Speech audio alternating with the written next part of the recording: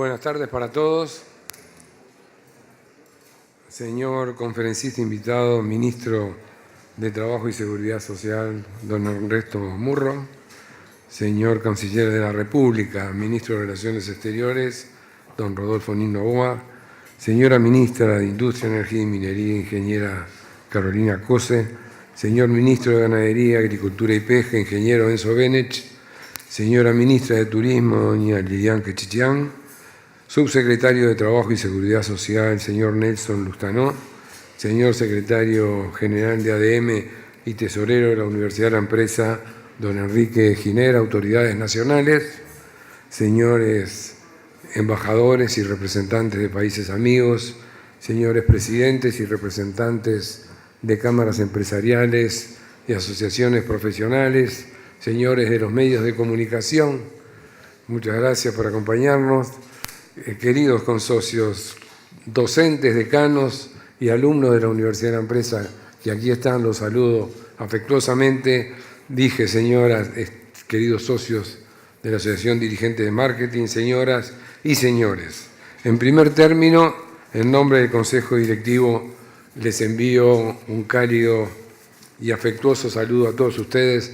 La verdad que hace tiempo que no nos vemos. Regresé hace una semana de un viaje que me llevó casi un mes, y un viaje interesante porque pudimos participar junto a representantes uruguayos de las otras universidades en el encuentro en la Universidad de Salamanca, que cumplía 800 años de historia, y una apertura con el rey de España, la presidenta del Banco de Santander, el presidente de Portugal, un acto realmente importante, y ahí se plantearon temas del presente y del futuro.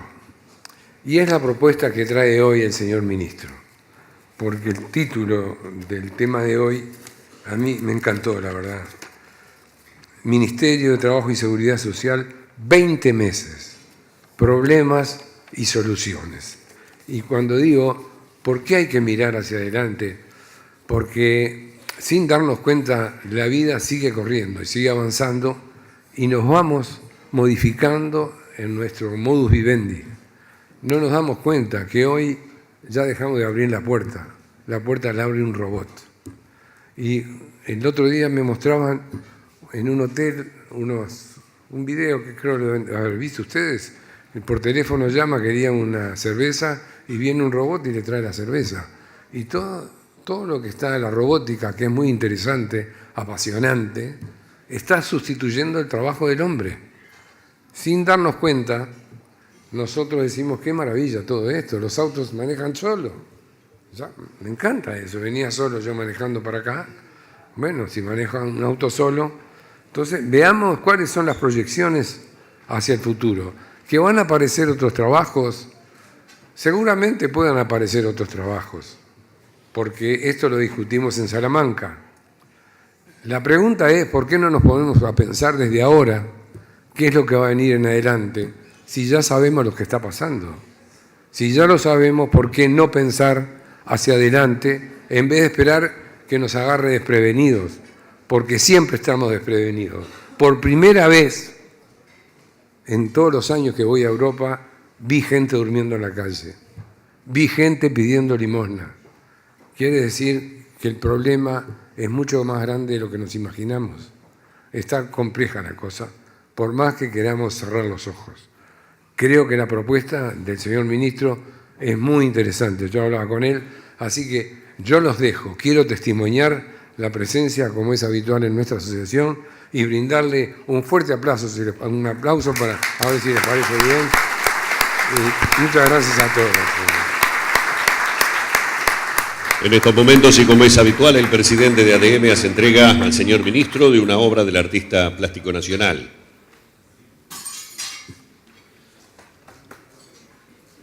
Bien, a partir de este momento, entonces, invitamos a hacer uso de la palabra al señor ministro de Trabajo y Seguridad Social, Ernesto Murro.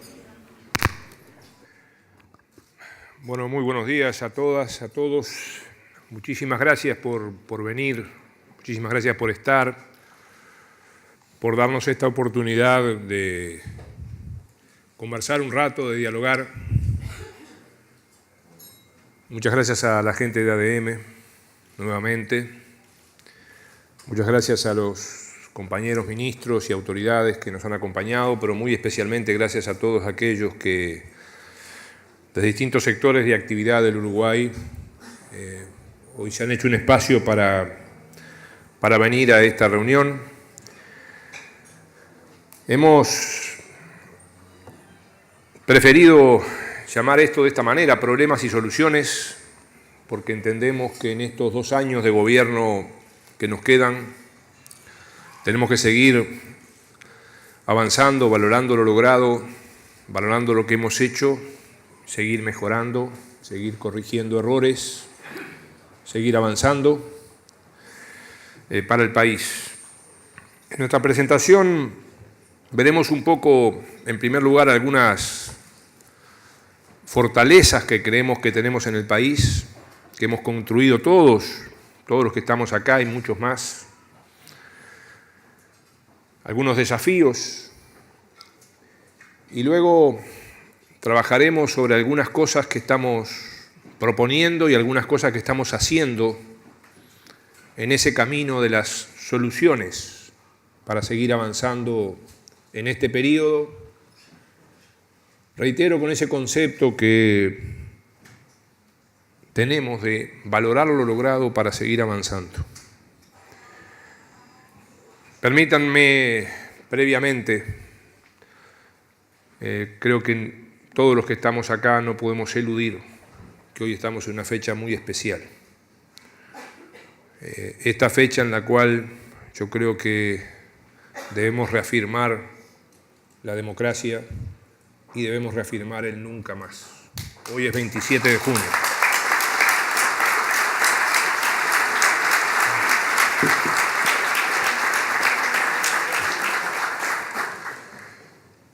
En esto de pensar en las fortalezas,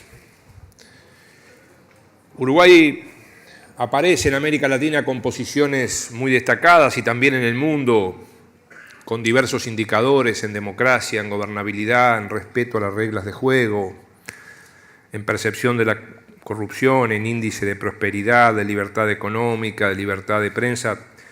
Tanto a nivel nacional lo valoramos, a nivel internacional se valora mucho esto y creo que son de las fortalezas que hemos construido históricamente y también en estos últimos años y que debemos tener en cuenta. Ese que Uruguay aparezca primero en América Latina en desarrollo digital, que integremos ahora ese grupo de los 7, los únicos con una computadora por niño y ahora por jubilado, con la trazabilidad de la carne ovina, la ampliación del comercio internacional, la diversidad de los orígenes de la inversión. Un país que ha decidido políticamente aumentar el gasto público social. Y esta es una decisión política. Y que en particular es histórica, pero que nuestro gobierno, especialmente en estos 13 años, ha decidido potenciar. El gasto público social ha aumentado un 137% en términos reales. Y eso lo podemos ver tanto en la educación, como en la salud, como en la seguridad social y la asistencia social. Y para esto hay que decidir cosas, son decisiones políticas.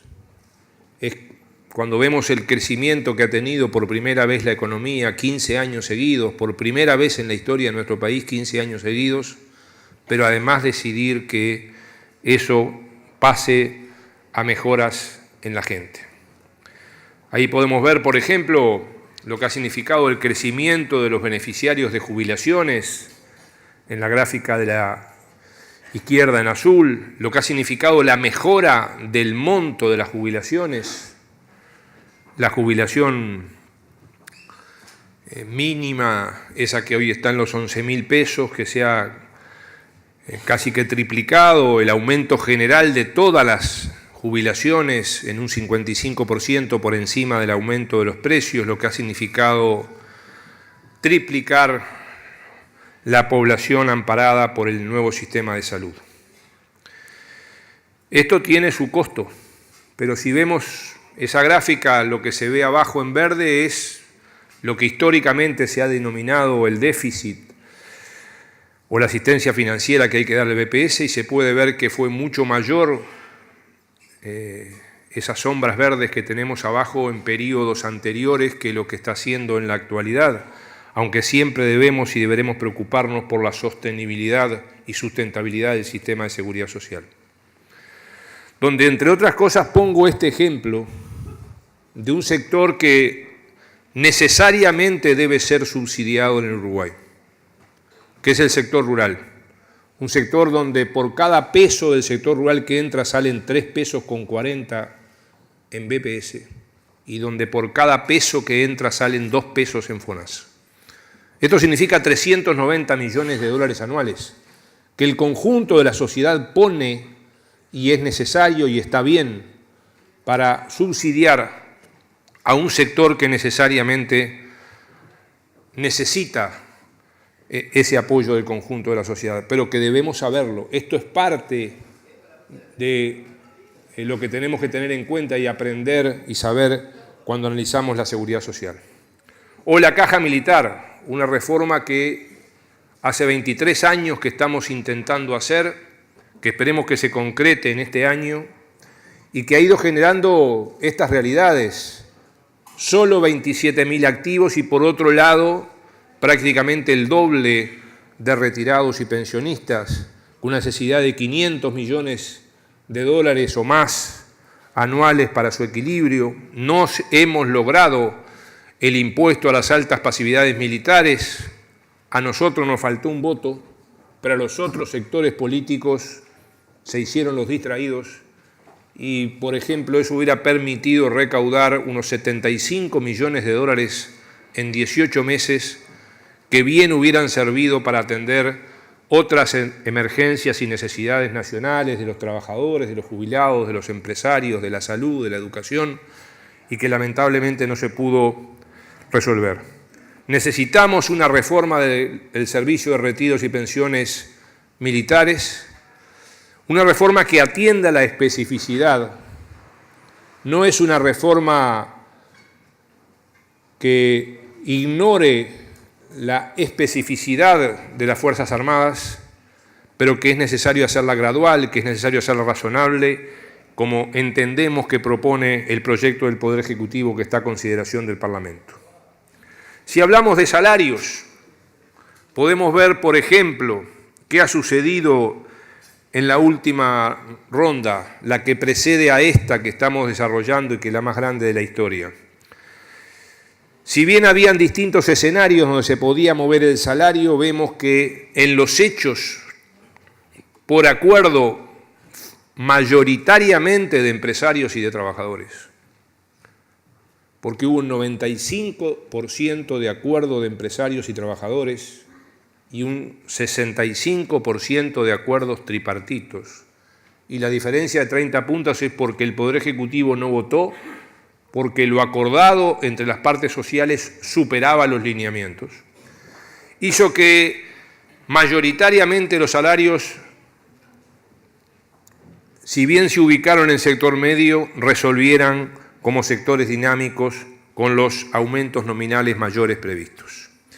Esto hizo que en la sexta ronda, que es la anterior, la última que tenemos antes de esta que está funcionando, hubiera una mejora del salario real en general y también del salario de los sectores en problemas. Podemos ver lo que significa el salario, el índice medio de salario nominal privado, arriba en azul y abajo de los salarios más bajos. Y esta es la mejora del salario real que se ha dado en estos 13 años de gobierno, una mejora del 54% en términos reales, 54% de mejora por encima del aumento de precios.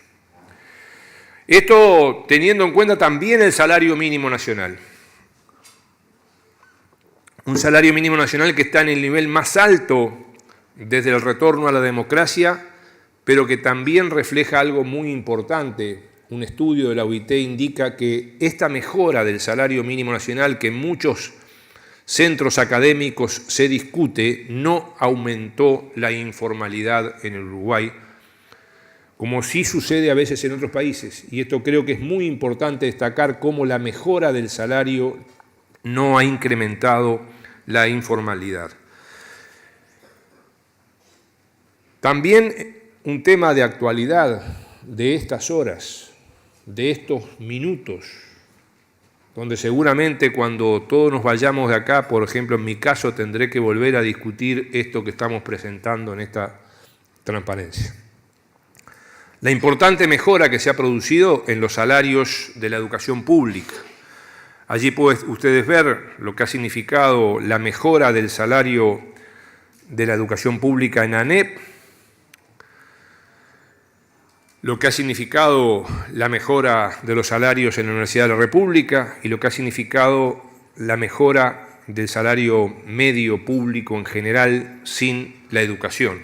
Y vemos que en ambos casos, tanto en la ANEP como en la Universidad de la República, se ha mejorado más que lo que ha mejorado el salario público en general.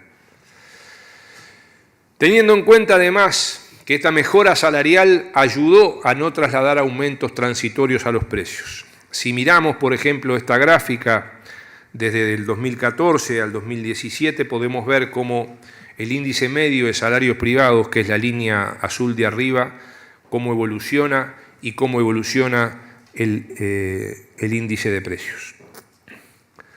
Y esto ha dado resultados.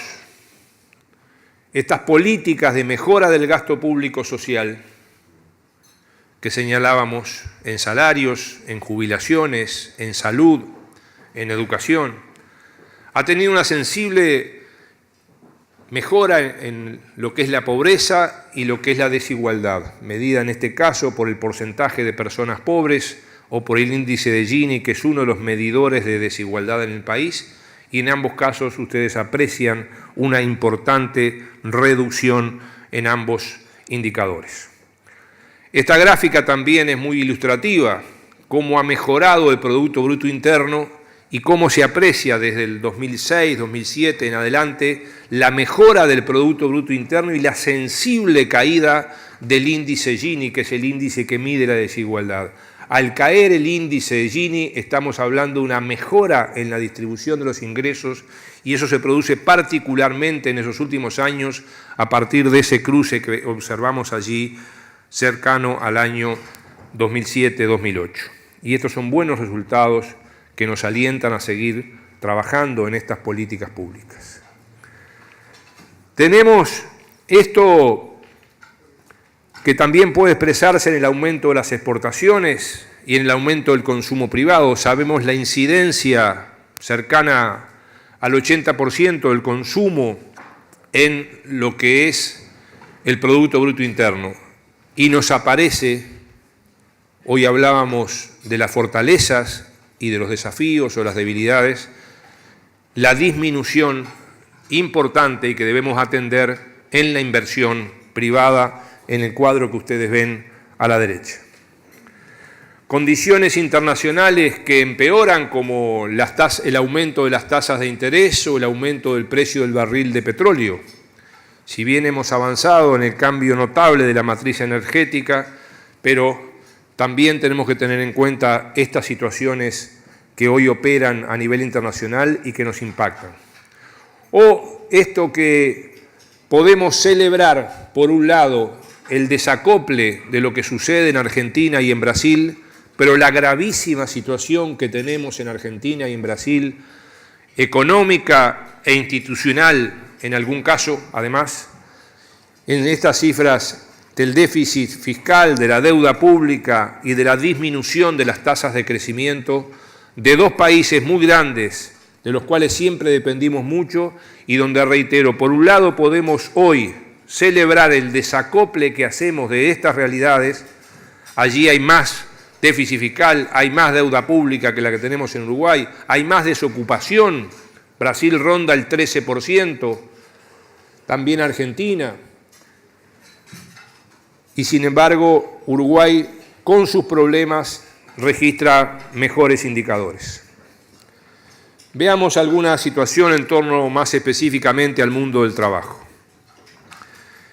Este cuadro lo mostramos porque muestra toda la historia de los puestos cotizantes del BPS desde la creación de este organismo. Ustedes pueden ver que históricamente el BPS tenía, en una población bastante estable como la del Uruguay, siempre más o menos la misma cantidad de puestos cotizantes.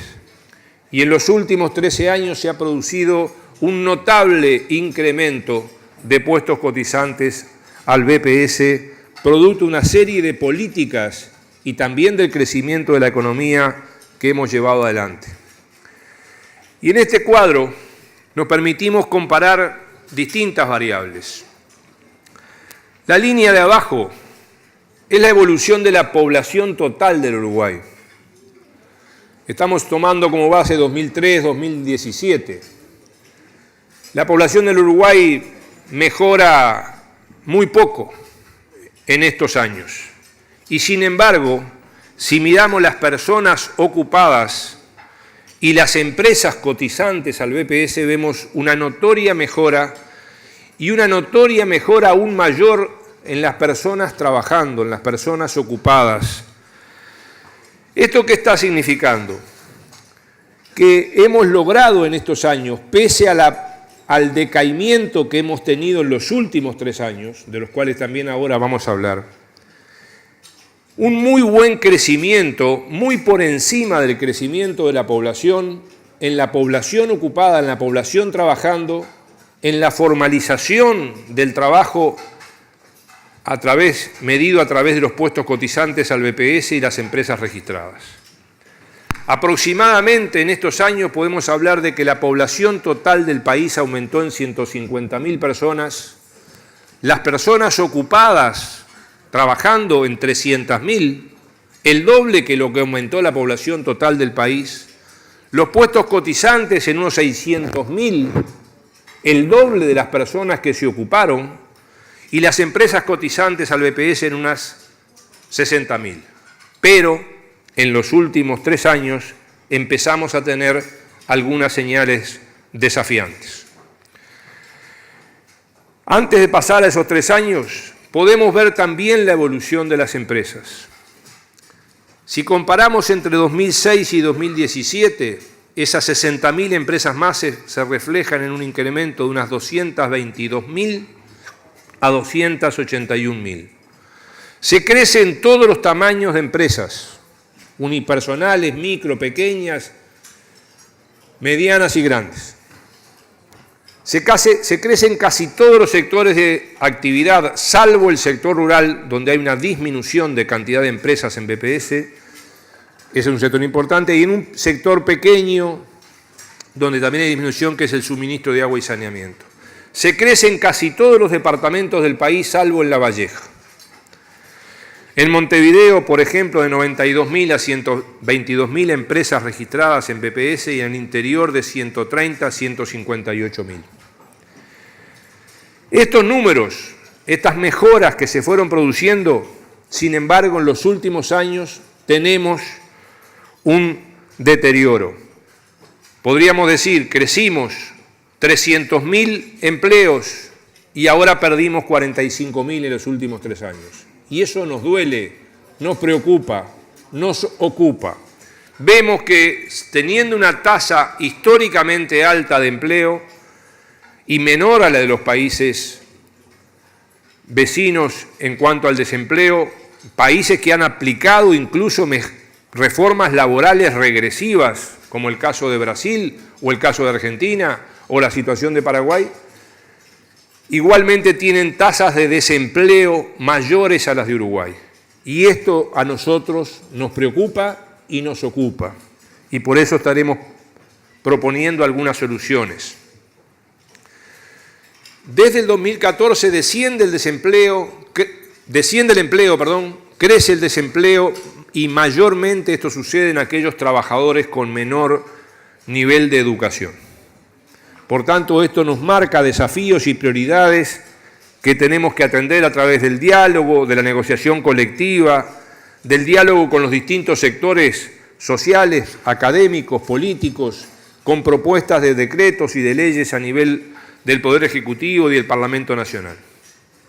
Ustedes pueden ver allí que después de esos muy buenos crecimientos que señalábamos, de los 300.000 puestos de trabajo, bajamos 45.000.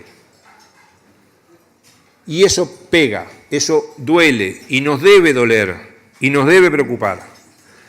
Y entonces ahí pasamos a pensar en algunas propuestas de soluciones, propuestas que estamos proponiendo a consideración tripartita con las cámaras empresariales, con el PIT-CNT, con otros sectores sociales, que estamos analizando a nivel del Poder Ejecutivo. En el Consejo de Ministros de Anchorena de febrero ya decidimos que el empleo debía ser también una prioridad junto a la seguridad, la educación, la vivienda.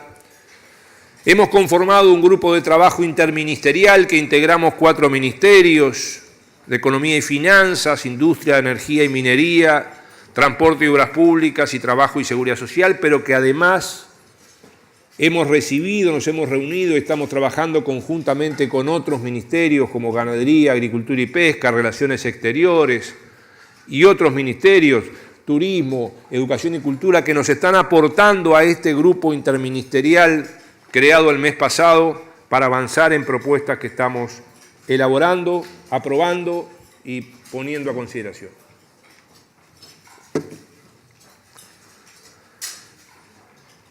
Partimos de la base de que el diálogo y la negociación son factores fundamentales para el desarrollo de políticas públicas. Todos estos ámbitos que ustedes ven acá funcionan permanentemente. Acá en esta sala hay muchos representantes, particularmente del sector empresarial, que integran estos ámbitos. Y esto para nosotros es motivo de satisfacción.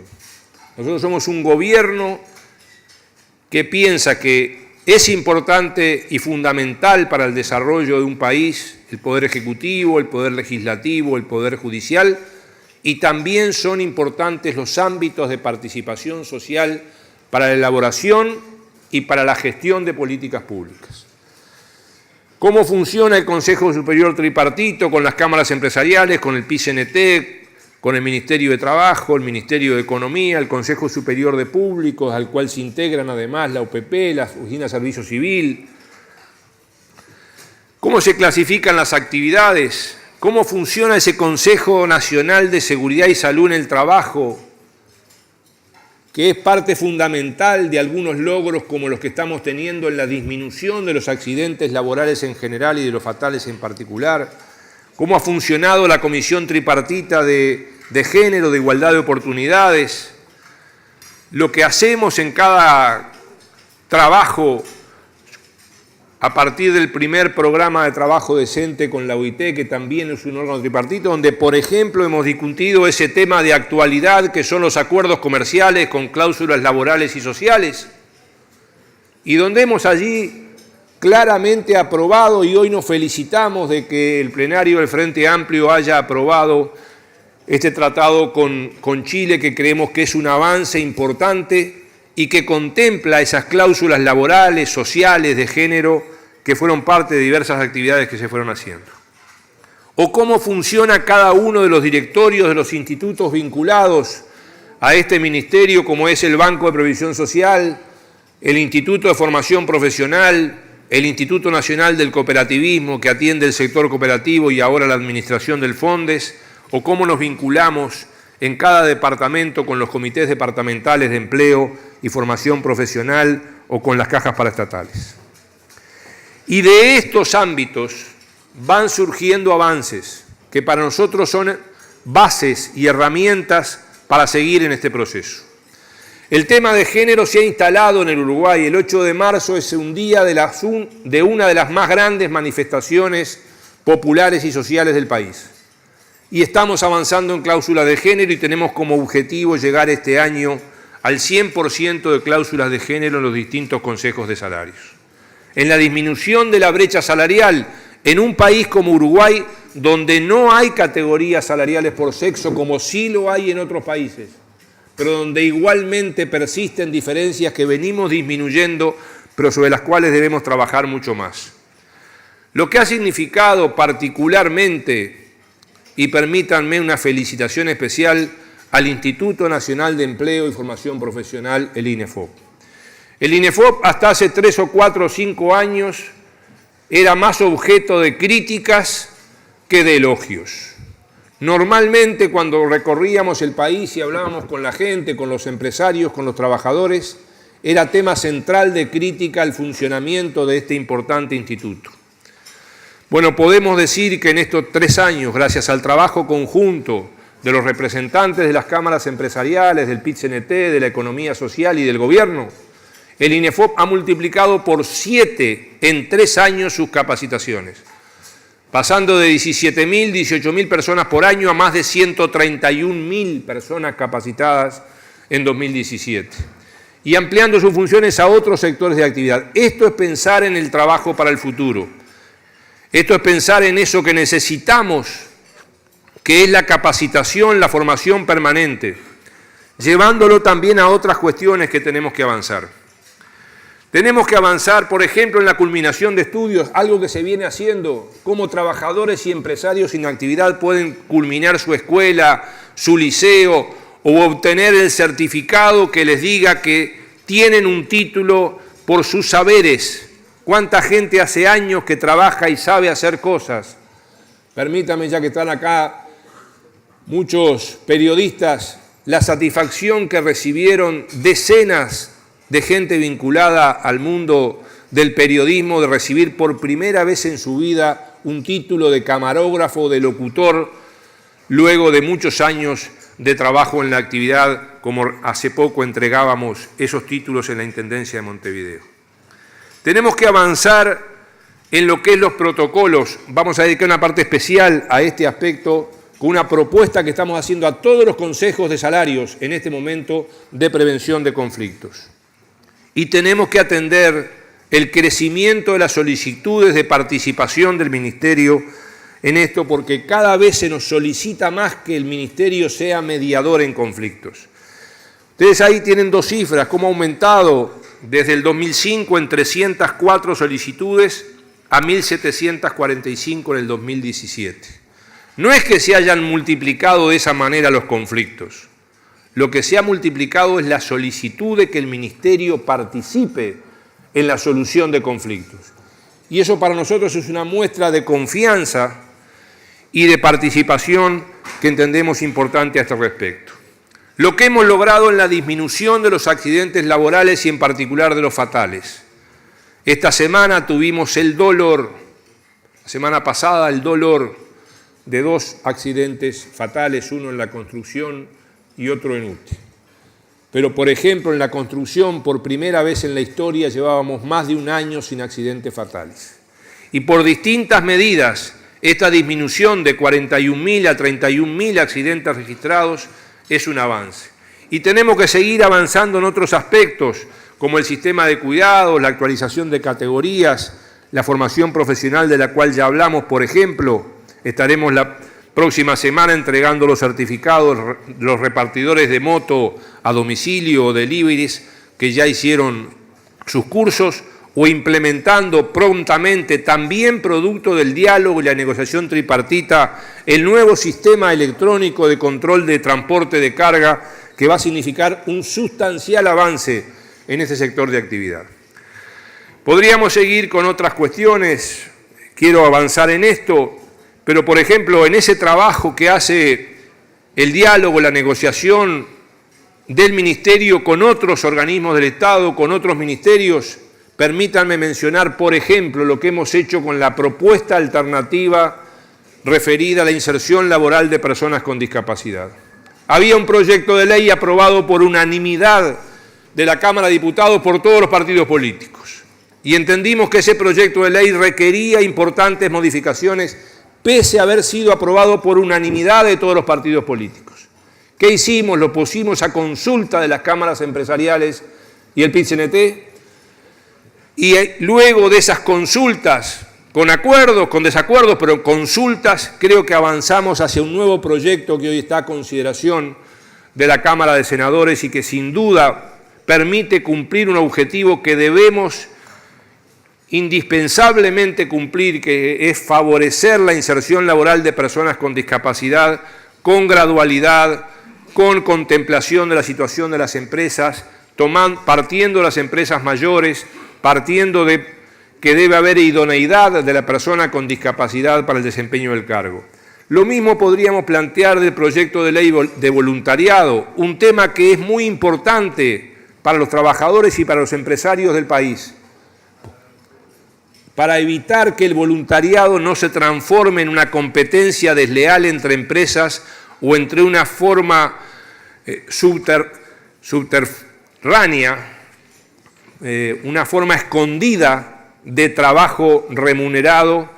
Y en ese aspecto creo que el proyecto que hemos presentado también al Senado de la República avanza en ese camino. Entramos a la 7ª ronda de consejos de salarios, la más grande en la negociación de la historia a nivel privado y a nivel público. Ahí nos planteamos objetivos que son mejorar los niveles de empleo en primer lugar, reduciendo la tasa de desempleo, promover aumentos salariales diferenciales, proteger las mejoras salariales obtenidas en estos 13 años y avanzar en otros aspectos de la negociación, que se transforman en muy importantes. Como lo hemos dicho alguna vez, no es lo mismo 100 pesos con guardería que 100 pesos sin guardería. Y eso creemos que es un camino importante hacia la inserción laboral femenina, que es uno de los objetivos que nos planteamos en este aspecto. Y por primera vez en este año, previo a la presentación de los lineamientos de la 7ª ronda, se consultó a las cámaras empresariales y el PIT-CNT antes de que estos lineamientos fueran aprobados por el Poder Ejecutivo para su presentación en los consejos de salarios. Este es otro ejemplo de cómo tratamos de avanzar con diálogo, con negociación, más allá de las competencias que tenemos. Y allí estamos planteando la formación profesional, lo que decíamos de la perspectiva de género, la salud laboral, lo que vamos a hablar ahora de prevención de conflictos, cómo integrar el sistema de cuidados a la negociación, el acceso a bienes y servicios culturales, artísticos, de turismo social, de transporte al trabajo, los hábitos de vida saludable, un país que hemos lamentablemente empeorado en el avance de la obesidad, ver la productividad. Vamos a estar presentando indicadores no solamente para la ubicación de los sectores en problemas medios y dinámicos, sino también para la productividad y otros aspectos que tienen que ver, por ejemplo, con los fondos sociales o la que venimos planteando siempre, la estrategia de la cultura del trabajo. ¿Cuáles son los primeros resultados que hemos obtenido esta 7ª ronda? De los 18 ámbitos del primer trimestre tenemos 6 acuerdos tripartitos, uno, en realidad son 5 y uno que se va a firmar posiblemente esta semana, un bipartito, el Poder Ejecutivo votó en contra porque está por encima de los lineamientos, y 11 en proceso. Tenemos la ronda más grande en torno al próximo 1 de julio, y allí tenemos 175 ámbitos de negociación. Hemos propuesto el adelantamiento de las negociaciones, aún teniendo en cuenta el Mundial. Y ahí hemos recibido distintas respuestas por parte del sector empresarial. Sectores que están ya negociando, sectores que nos escribieron por nota que están dispuestos a empezar a negociar, sectores que están planteando esperar para más adelante. Veremos cómo esto se desempeña. Por otro lado, también tenemos la negociación pública. Estamos en la última rendición de cuentas. Uruguay es prácticamente a esta altura el único país de América Latina donde hay negociación en el sector público, y venimos consolidando y avanzando en otros sectores de negociación. Permítanme destacar la negociación con el Poder Judicial. Se encuentra acá entre nosotros el ministro Jorge Chediak, ha sido un hombre que quiero destacar en este proceso junto a la Asociación de Funcionarios Judiciales y al PIT-CNT. Hemos resuelto un conflicto después de 7 años. 7 años de conflicto. Se ha resuelto con un convenio firmado por la Suprema Corte de Justicia, la Asociación de Funcionarios, la Asociación de Jueces, de Fiscales, de Defensores de Oficio, un conflicto que arranca de errores que cometimos también en el gobierno, pero que hemos podido resolver. Y fíjense el proceso. Inicialmente, la primera ley que mandamos se aprueba por mayoría en el Parlamento. Y aunque estaba aprobado el convenio por la Suprema Corte de Justicia, hubo algunos legisladores que pensaron que podía ser inconstitucional. La segunda ley, la que se aprobó hace pocas semanas, la que resuelve la mayoría del conflicto, fue aprobada por unanimidad de ambas cámaras. A nosotros esto nos reafirma en este proceso de diálogo y de negociación colectiva para seguir avanzando. Un país que es de los pocos de América Latina y también del mundo donde se negocia en el Poder Judicial, en el contencioso administrativo. Próximamente tenemos que resolver en la Fiscalía General de la Nación y en el Tribunal de lo Contencioso Administrativo. Se firmó hace pocos días el primer convenio marco entre el Congreso de Intendentes y la Federación de Municipales. Se firmó hace pocos días en este país, que es de los pocos también que reconoce la sindicalización policial, un convenio con los sindicatos policiales por el pago de la nocturnidad. Tenemos que seguir avanzando en este camino. Tenemos la tercera planta de celulosa. Venimos avanzando. Se ha firmado el acuerdo laboral marco entre la empresa, el PIT-CNT, la Cámara Metalúrgica y de la Construcción. Se está trabajando en estas semanas en la elaboración de protocolos de prevención de conflictos, de seguridad laboral y de formación. Se han recibido las ofertas para el ferrocarril central, cuando algunos preveían que esto no iba a suceder o que no se iba a presentar, e incluso algún medio de comunicación alentaba que eso no sucediera. Se han presentado 3 importantes consorcios y esa va a ser una importante obra para el país. Y las distintas obras de infraestructura vial, portuaria, educativa, para el sistema de cuidado y de participación pública-privada, que también son oportunidades de trabajo que se van a concretar próximamente. En seguridad social hemos avanzado en la ley de cincuentones. Una ley que se discutió mucho, pero que fíjense ustedes, en 2 meses, 4.200 personas han optado luego del asesoramiento por la desafiliación, por volver al BPS para mejorar su situación. Y además ya resolvió el Banco Central del Uruguay algo que es muy importante, que es la rebaja de las exageradas comisiones que se cobraban por parte de las AFAPs, para que esa rebaja que se va a ir consolidando gradualmente desde ahora al 2020 permita avanzar.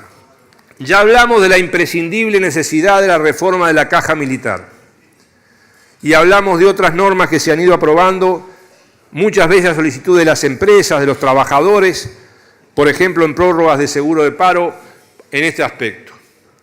Permítanme detenerme unos minutos en la propuesta de prevención de conflictos. Nosotros creemos que este es un tema de importancia nacional. De esto se discutió mucho cuando en la discusión social y en algunos medios de comunicación el tema de la queja en la OIT era un tema central. Nos ha llamado mucho la atención que desde hace un mes que presentamos la propuesta de prevención de conflictos, de este tema prácticamente se ha dejado de hablar. Y nosotros creemos que de este tema hay que hablar. Creemos que la prevención de conflictos es necesaria para el desarrollo del país. Y hemos presentado una propuesta escrita que estamos haciéndolo en cada uno de los consejos de salarios, porque entendemos que en esto hay que avanzar sustantivamente en el Uruguay. Y ahí estamos planteando que previo a toda generación de un conflicto colectivo, las partes deban tener una comunicación escrita, fehaciente y previa a toda medida, ya sea proveniente de una empresa o de los trabajadores, antes de tomar medidas que generen conflictos colectivos. Recibida esa comunicación, las partes tendrán que hacer todos los trámites de negociación bipartita en un plazo no mayor de 48 horas que podrá prorrogarse por decisión de las partes. Esto es lo que estamos proponiendo. Las partes luego decidirán qué es lo que hacen. Pero por primera vez hay una propuesta escrita, concreta del Ministerio de Trabajo y Seguridad Social para avanzar en un tema que nosotros creemos que es necesario para el desarrollo del país.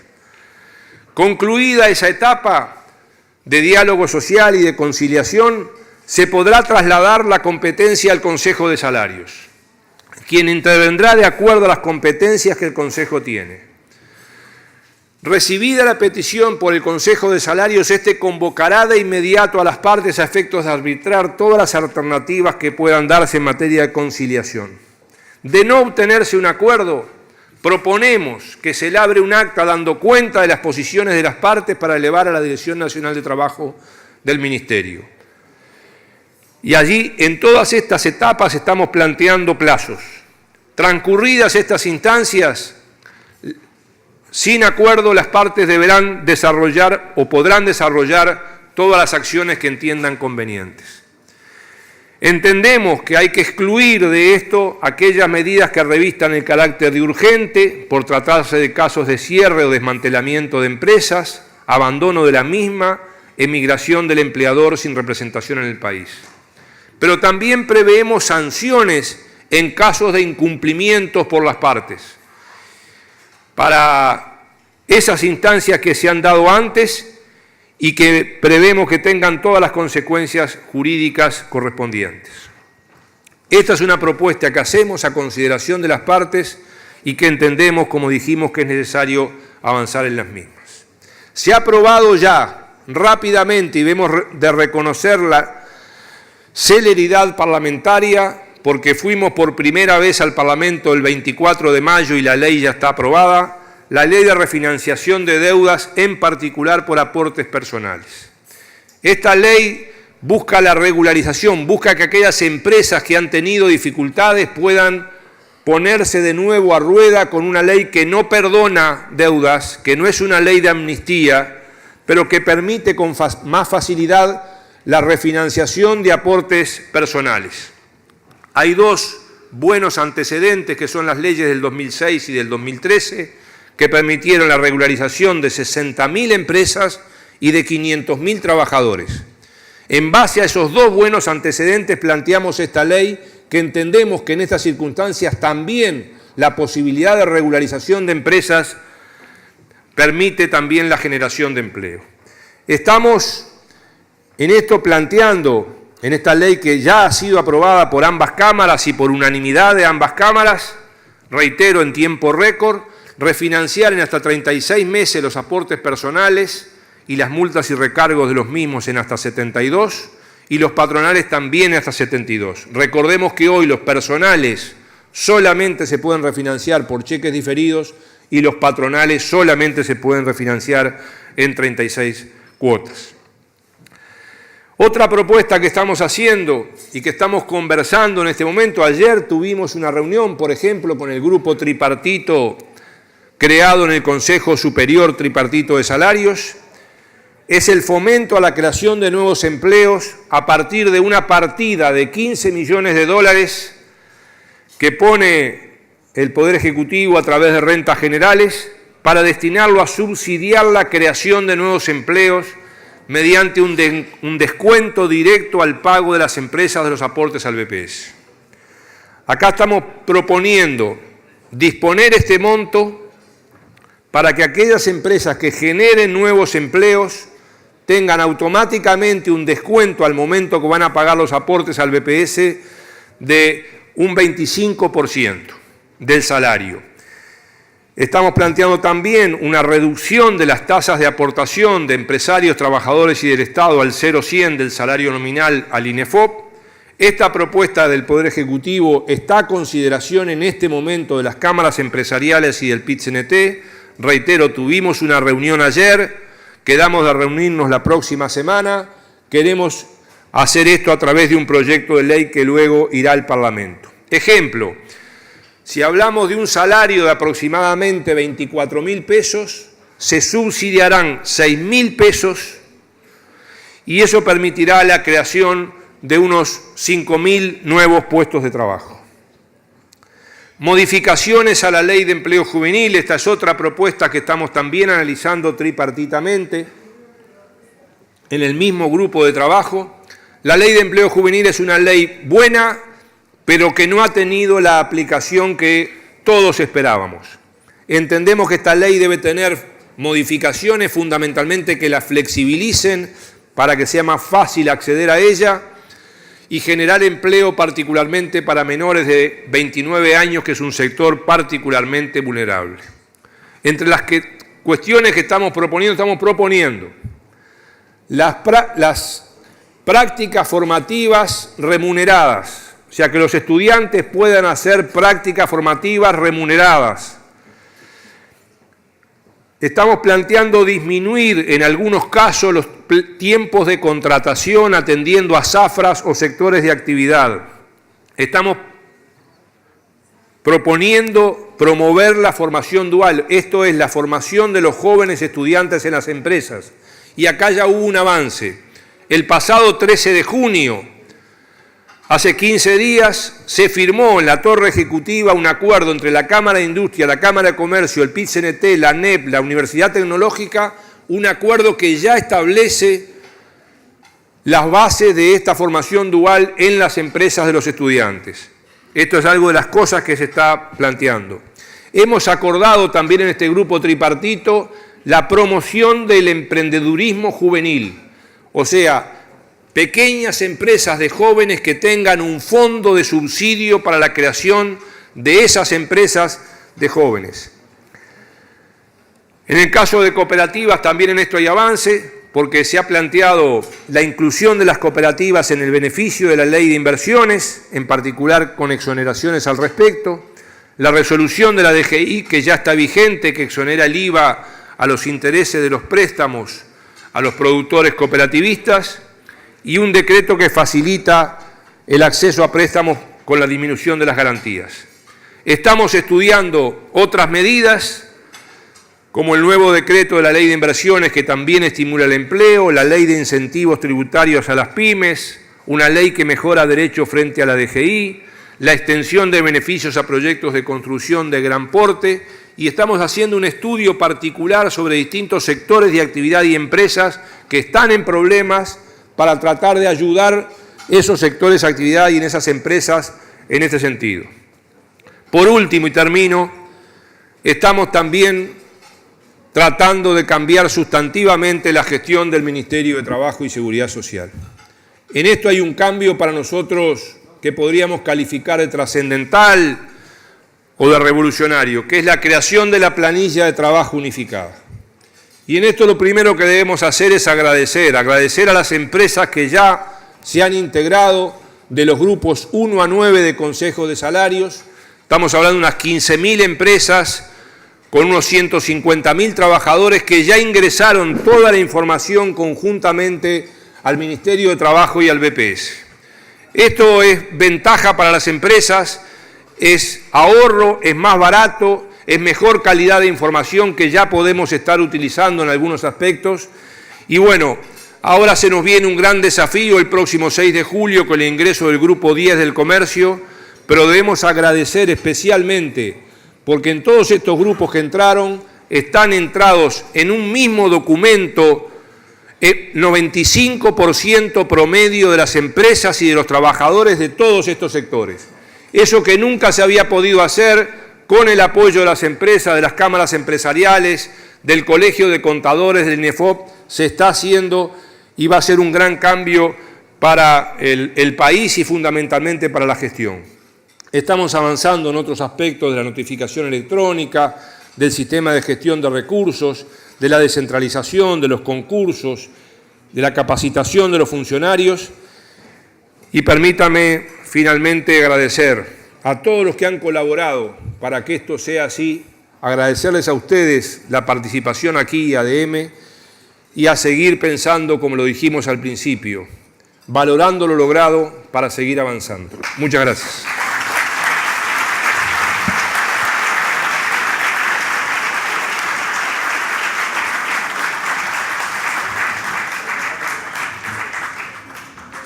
Bueno, buenas tardes para todos. Buen provecho. Ministro, tenemos muchísimas preguntas. Me piden, en la medida de lo posible, que sus respuestas sean lo más breves posibles. ¿Está bien? Muy bien.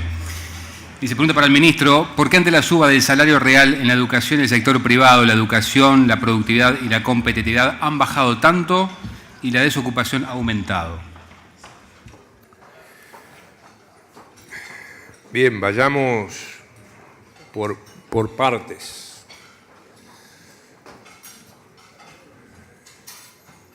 Hemos creado, está en marcha con participación de diversos organismos, el sistema de transformación productiva y competitividad. Algunos de los aquí presentes participan del mismo. Por otro lado, la productividad en Uruguay, y acá voy a citar una fuente, creo que insospechada, que es el Banco Mundial. El Banco Mundial ha señalado en documentos que cuando estábamos creciendo a esas tasas importantes del 5% promedio, la mitad se refería a la mejora de productividad. Yo creo que en todas estas cosas hay que seguir mejorando. Nosotros decíamos, tuvimos en los primeros 10 años de gobierno, aumentamos en 300.000 empleos y en los últimos 3 años perdimos 45.000. Y esto nos duele, nos preocupa y nos ocupa. Y creo que tenemos que ver toda la película. Por ejemplo, hace pocos días suspende su actividad en Uruguay, después de haberla reanudado, Lifan, en la producción de automotores. Lifan no suspende su actividad por conflicto sindical, no suspende su actividad por salarios y no suspende su actividad por productividad. Los propios empresarios chinos fueron al despacho de la ministra de Industria, fueron a mi despacho y nos dijeron, no, tenemos que suspender la actividad por lo que está pasando en Brasil. Los trabajadores del IFAN aumentaron la productividad en estos 3 años, bajando de 100 horas por auto a 60 horas por auto. Y sin embargo, el IFAN tuvo que suspender su actividad, esperemos que solo por 4 meses. Por tanto, yo creo que tenemos problemas, por eso titulamos nuestra presentación Problemas y Soluciones. Y creo que a veces las cosas son más complejas de lo que puede ser una relación directa entre, por ejemplo, salario y empleo, que tienen relación, pero no quiere decir que porque aumente el salario debe disminuir el empleo y viceversa. ¿No es una de las causas de la disminución de estos últimos años? Reitero, hay que verlo en cada caso y en cada situación, porque en estos mismos años tuvimos un aumento del salario real del 54% y creamos 300.000 empleos, el doble que lo que aumentó la población total del país. Y ahora perdimos 45.000 y eso nos duele. Pero fíjense lo que está pasando en Argentina o en Brasil. Han desregulado muchísimo las relaciones laborales y los derechos laborales, y Argentina y Brasil están con tasas de desempleo del orden del 12 y 13%. Con respecto a la pérdida de empleos, hay varias preguntas de los presentes que aluden a lo que es la inmigración, sobre todo el Caribe, y también, bueno, la ola de inmigración que está recibiendo nuestro país, sobre si tiene alguna incidencia, es la pregunta de los presentes, sobre el desempleo. Nosotros partimos de la base, como ya está definido desde el gobierno anterior, que la inmigración es positiva y que es una realidad mundial. Basta mirar lo que está pasando en Europa o en Estados Unidos. Nosotros no queremos seguir el camino de los muros de Trump o de las políticas que hay con las pateras en el Mediterráneo. Nosotros entendemos que la inmigración es positiva. Uruguay durante muchos años, hasta el 2009-2010, fue un país de emigración. Habíamos experimentado y sufrido todas las formas de expulsar gente del país por razones económicas, sociales, políticas. Hoy tenemos una nueva inmigración y tenemos que aprender, y estamos trabajando. El Ministerio de Educación y Cultura ha creado su unidad de migración. Nosotros en el Ministerio de Trabajo y Seguridad Social hemos creado nuestra unidad de migración. Tenemos una característica de la inmigración que el 46% de los nuevos migrantes a partir del 2011 tienen formación terciaria, y esta es una nueva realidad que tenemos que ver cómo aprovechamos positivamente para el desarrollo de nuestro país. Tenemos realidades específicas que estamos atendiendo, como es, por distintos organismos del Estado, ese impacto que se produce en Santa Rosa, en Canelones, donde en un pueblo de 3.000 y pico de habitantes hay 200 cubanos. Y se está trabajando para eso. Nosotros creemos que la inmigración es positiva y que tenemos que aprender a trabajar y a utilizar la inmigración en beneficio del desarrollo del país. Esa es la política de este gobierno. ¿Doy una estimación en qué punto eventualmente puede afectar en la desocupación la llegada de migrantes? Creo que eso hay que analizarlo mucho más específicamente. Creo que hay a veces, además de problemas y de realidades que tenemos, y vuelvo a insistir en problemas y realidades que tenemos, yo mostraba hoy, por ejemplo, algunos datos que son contradictorios con informaciones de prensa que han aparecido en estos días. Yo mostraba, por ejemplo, que en todos los departamentos del país, salvo en La Valleja, han aumentado la cantidad de empresas registradas en BPS entre 2006 y 2017. Que salvo en el sector rural, que es un sector importante y donde han disminuido en forma importante las empresas, en todos los demás sectores de actividad, la cantidad de empresas registradas en BPS entre 2006 y 2017 ha mejorado.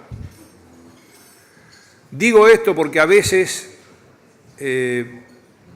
hay quienes pueden estar interesados, más allá de los problemas que tenemos, y reitero, de los problemas que tenemos y que estamos encarando, puede haber interesados en agrandar algunos problemas. ¿Con qué objetivo? Bueno, objetivos políticos o personales. ¿Pero de parte de empresarios o políticos, dice usted? Y puede haber de cualquiera, o de otros sectores de la sociedad. Ministro, por acá dice, hemos escuchado al ministro en varias oportunidades defender la inclusión financiera como herramienta para disminuir la evasión y eso ayuda en los controles del Estado. Primero le piden una opinión sobre las declaraciones del viceministro de Interior, de Jorge Vázquez, a propósito del tema este de la inseguridad, que esto afectó a la inseguridad. Y después, si tiene pensado hacer alguna ayuda para los pequeños comercios en la inclusión financiera, ya que se ven económicamente afectados y son un motor importante de la economía, dice este participante. En primer lugar, nosotros somos firmes partidarios de la inclusión financiera. Lo éramos desde que tuvimos el honor de presidir el Banco de Previsión Social. Allí, junto al Ministerio de Economía y Finanzas, ya iniciamos procesos de inclusión financiera, incluso a partir de lo que fue la reforma tributaria en 2007. Y creemos que el proceso de inclusión financiera además ha tenido importantes subsidios a las pequeñas empresas. Ha aumentado notoriamente las transacciones con inclusión financiera y creo que ese es un proceso sí o sí que va en el mundo y va en Uruguay y que debemos avanzar. Se han contemplado, por otra parte, situaciones particulares que hubo que contemplar en algunos pequeños poblados del interior o en algunas pequeñas situaciones, y en particular se ha contemplado, yo no tengo el detalle acá, pero es público, se puede ver, por ejemplo, en la página web del Ministerio de Economía y Finanzas, todos los beneficios que se han otorgado y los subsidios expresos que se han otorgado a las pequeñas empresas para incorporarse a esto. ¿Y coincide con que afecta a la inseguridad? ¿Coincide con que afecta a la inseguridad? Yo no acostumbro a pronunciarme sobre opiniones de otros compañeros ministros. ¿Y la suya cuál es? La mía, la que he dado. Pero en materia de seguridad e inseguridad. Yo creo que en este aspecto es muy claro, digamos, que hay que transitar distintos caminos. El tema de la seguridad es un tema muy complejo en el país y que obedece a distintas cuestiones. A mí, por ejemplo, me preocupa mucho cuando veo una película que yo quiero ver y en el medio me pasan una cantidad de avisos tremendamente violentos que yo no quiero ver y que creo que estimulan la violencia en la sociedad. La siguiente pregunta dice, el ministro dice que debemos atender la caída en las inversiones. ¿Cuáles son las medidas concretas, más allá de proyectos puntuales vinculados a UPM y su segunda planta? Creo que en estos días, en esto es una especialidad particularmente del Ministerio de Economía y Finanzas y seguramente también podría ampliar aquí la compañera ministra de Industria, Energía y Minería, se ha aprobado un decreto por el cual se establece una serie de mejoras en la ley de inversiones que privilegian la medición del empleo para las exoneraciones previstas en la ley de inversiones, que incluyen al sector cooperativo, que privilegian la descentralización de las inversiones en el interior del país, que privilegian la inclusión, por ejemplo, de personas con discapacidad y donde el indicador empleo es un factor fundamental.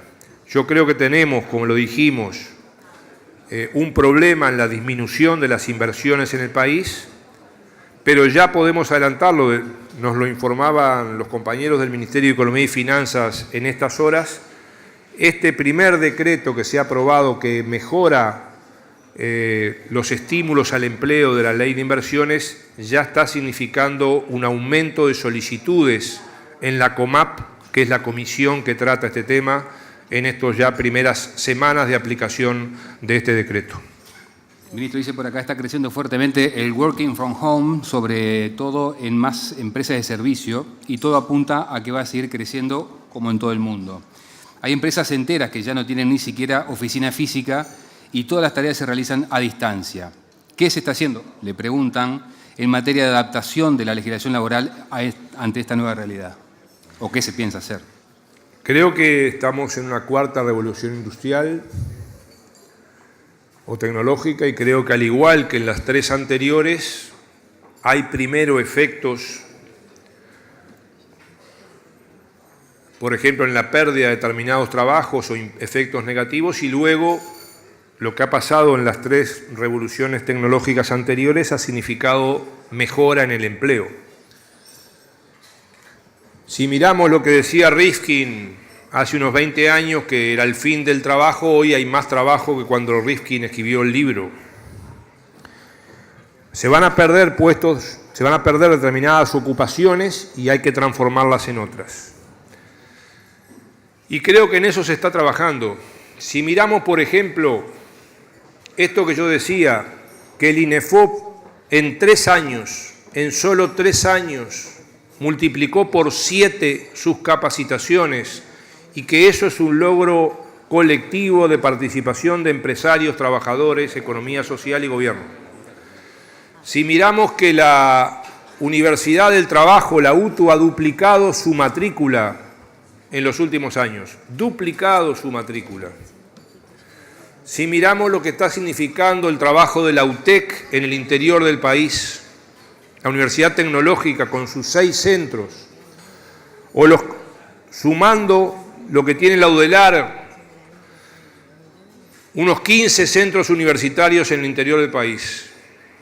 Si agregamos el convenio que firmamos, está acá el presidente de la Cámara Nacional de Comercio hace pocos meses, entre el INEFOP, el Ministerio y la Cámara de Comercio para la formación en nuevas tecnologías en el Uruguay, del que está pronto a firmarse con la Cámara de Industrias, del programa Jóvenes a Programar, donde ya entregamos 700 certificados a jóvenes que con solo primer ciclo de secundaria son programadores en el Uruguay.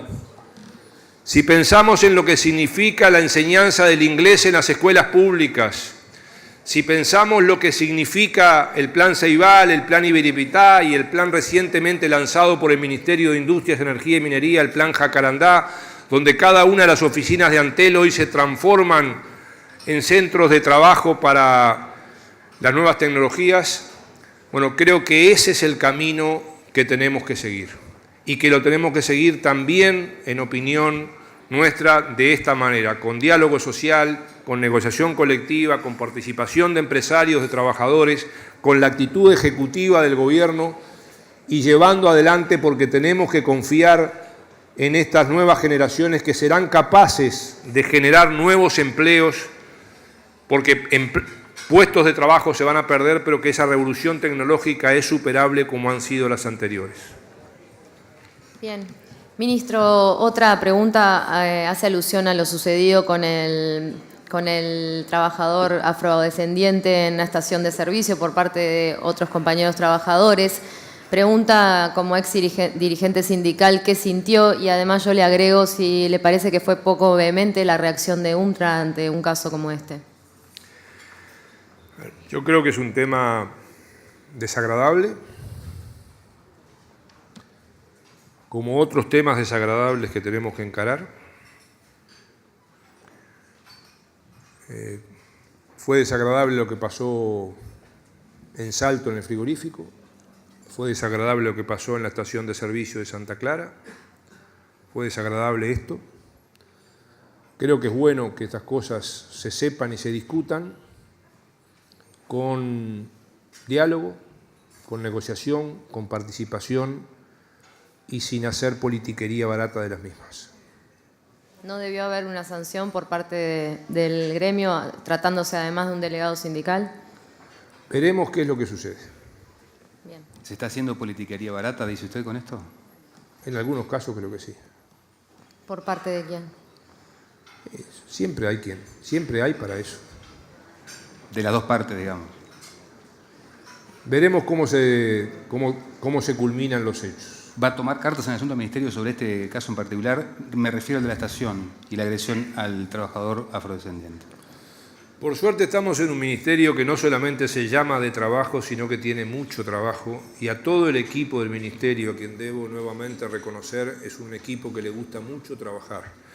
Como debo destacar el gran trabajo de los funcionarios del Ministerio de Trabajo y Seguridad Social, que han rendido mucho más de lo esperado, funcionarios que trabajan con gente, porque nosotros somos un ministerio donde llega gente y en general llegan de a dos, y llegan de a dos enfrentados, a veces enojados, y la función nuestra y de cada uno de los funcionarios del ministerio, muchas veces además del asesoramiento, de la mediación, es ser medios psicólogos y medios terapeutas. A veces podemos y a veces no podemos, pero en todos estos casos estamos interviniendo. Bien, de las últimas, ministro, le preguntan por acá y yo le agrego si sigue descartando la alternativa de colocarse en las gateras para la candidatura el año que viene. Creo que es una pregunta que no corresponde a lo que estamos trabajando hoy acá, que tal vez sea una pregunta de algún periodista que con muy buena intención tiene intenciones, pero sobre ese tema no voy a hablar. Mire que se lo preguntaron en serio. La pregunta textual, además dice, ¿quién cree usted que sería el candidato más adecuado para que el Frente Amplio pueda ganar las elecciones? Digamos que le adornamos un poquitito, ministro. Lo que sí le puedo contestar y con el respeto, a todos y a todas, y sobre todo con el respeto a las bienvenidas diferentes opiniones políticas, ideológicas, que estoy muy contento con los 3 años de gobierno del Frente Amplio por el beneficio que ha significado para este país y en particular para la gente, y creo imprescindible que sea este partido político el que siga gobernando en beneficio de la gente de este país. ¿Y cree usted que sería buena cosa para el Frente y eventualmente para el país que el candidato salga del gabinete? A ver, yo reitero... Bueno, ahí le amplío el espectro, ministro, no está solamente usted. Déjenos irnos con una primicia. Yo vuelvo a decir lo que dije hace unos minutos. Creo que es una pregunta no correspondiente para este espacio. Muy bien, muchas gracias, ministro. Muchas gracias.